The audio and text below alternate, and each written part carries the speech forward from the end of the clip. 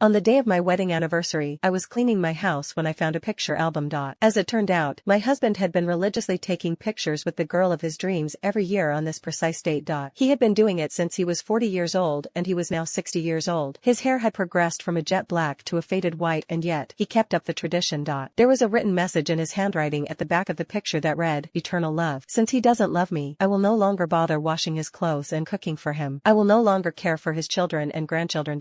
I may have foolishly wasted half of my life, but it was not too late to make a change. Chapter 1. Today is my wedding anniversary with my husband Arthur Jones. For some reason, he would always be away during this exact date. We had been married for more than 40 years and yet, he refused to spend any romantic, special occasions with me. After finishing breakfast all alone, I went to mop the floor. I was just passing by the study when I caught the mess piled up at the bookshelf from the corner of my eye. With a dragged-out sigh, I set aside the mop and went inside to sort out the mess. When I got to the topmost row, a heavy book with a thick and intricate cover dropped and smacked against my head. The abrupt pain made me hiss. It took a while before I finally realized that what I was looking at was not any ordinary book. Instead, it was a wedding album. All of the pictures inside featured the same pair of couple. They were dressed in different sets of wedding gowns and suits in each picture. The only thing that was consistent was the bright, heartwarming smile they wore on their faces. The man inside the pictures was someone I was beyond familiar with. It was Arthur. However, the woman in the pictures was not me. I pressed a hand against the throbbing pain on my temple and could feel my head spinning. For a moment, I could not register if it was my head or my heart that ached more. The most recent picture in the album was taken precisely 1 year ago from the present date. Even though the couple's hair had turned white, they seemed as enamored with each other as young lovers were. There was also a handwritten message in Arthur's writing behind the picture. He had written it with meticulous penmanship. It was clear how much value he attributed to it.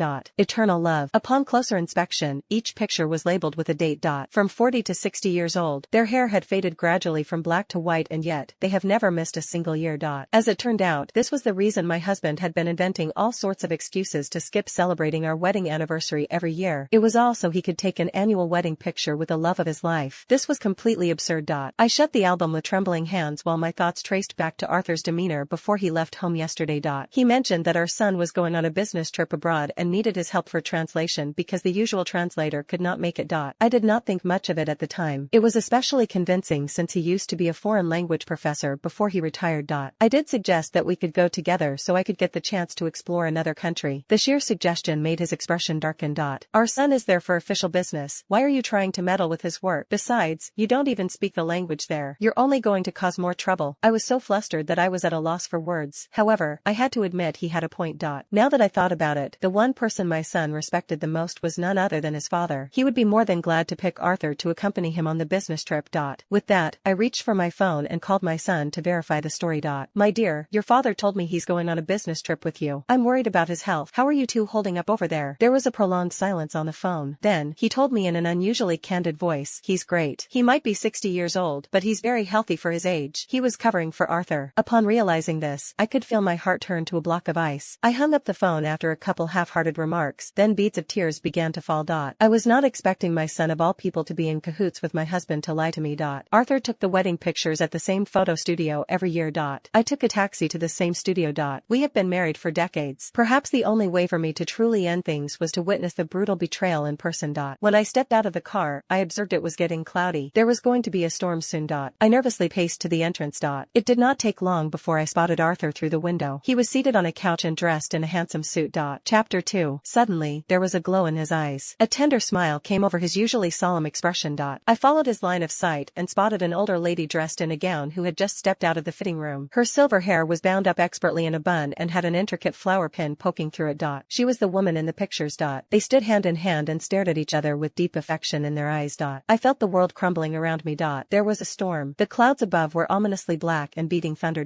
I did not bring an umbrella with me and had to duck under the eaves to get away from the rain. Soon, one of the employees came to collect the signboards left outside. Upon noticing me, she tried to bring me inside for shelter.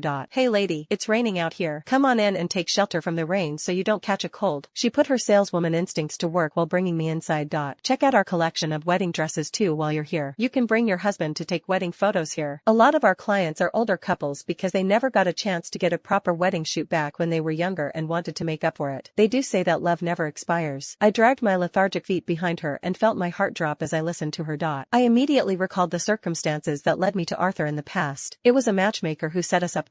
Back then, he was still busy with his career while I only worked as a cashier, and both both of us had little money to spare. In the end, we settled with a simple ceremony for our marriage and called it a day. There was no wedding shoot. He said that we would do it after he had the money for it. I waited and waited. Before I realized it, several decades had gone by only for me to witness him taking countless bridal pictures with another woman. The only thing I could do was note with irony that there was no point counting on such frivolous matters anymore. When the clerk brought me into the store, Arthur was bent over and busy adjusting the gown for his partner. She whispered faintly to him with a noticeable blush, "Stop that, it's embarrassing. I'm an old lady already." Arthur slowly rose. Just as he was about to speak, he noticed me standing by the door.